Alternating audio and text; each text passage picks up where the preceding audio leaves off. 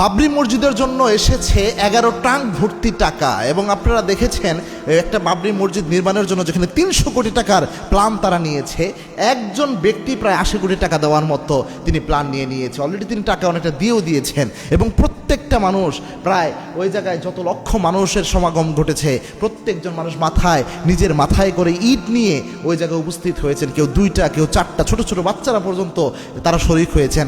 ইট নিয়ে তারা মাথার মধ্যে নিয়ে ওই জায়গায় শরিক হয়েছেন। চিন্তা করেন, লক্ষ লক্ষ মানুষ এখানে শরিক হয়েছে।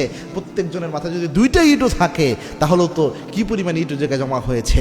এবং কি যার ঘরে যা ছিল তারা দান করে দিচ্ছে শুধুমাত্র মসজিদ নির্মাণের জন্য। কেননা এই মসজিদটা তো একটা আবেগের জায়গা। এই মসজিদটা 1500 শতাব্দীর অন্যতম একটা মসজিদ, সম্রাট বাবরের সময় এটা প্রতিষ্ঠিত হয়েছিল।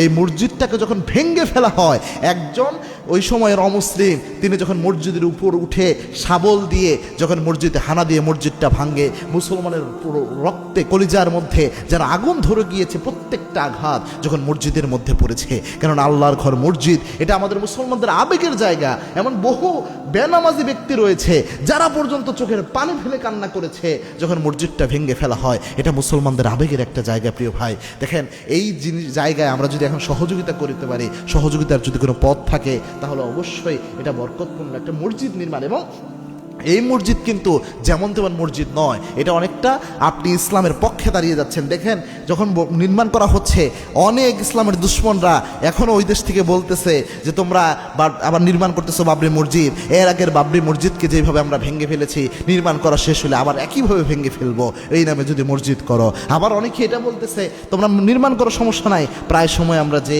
ওইখানে পেশাব পায়খানা করে আসবো। কতটা নোংরা, কতটা জঘন্য! ইসলাম কখনো এরকম শিক্ষা দেয় না যে অন্য অমুসলিমদের উপাসনালয়ে যে এরকম কাজ করে আসতে, অন্য অমুসলিমের উপাসনালয়ে যে ওখানে হামলা করতে।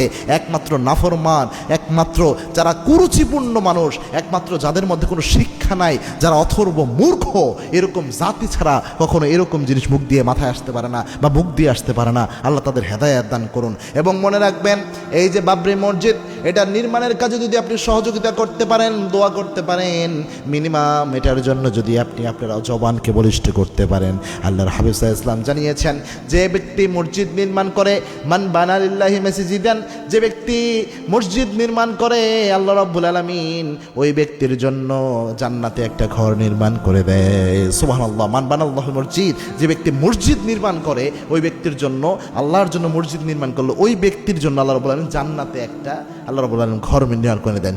সুতরাং আমাদের উচিত হচ্ছে মসজিদ নির্মাণের কাজে সহযোগিতা করা, নিজেরা মসজিদ নির্মাণ করা। যেহেতু এটা একটা আবেগের, ইমোশনের জায়গা, এই জায়গায় পর্যন্ত আমাদের সহযোগিতা করা। এবং জানেন, এই জায়গায় সহযোগিতা করার জন্য ওই জায়গার যিনি, ওই ইন্ডিয়ার, ভারতের যিনি একজন প্রতিনিধি ছিলেন, রাজনৈতিক ব্যক্তিত্ব, তাকে পর্যন্ত বহিষ্কার করা হয়েছে একটি দল থেকে।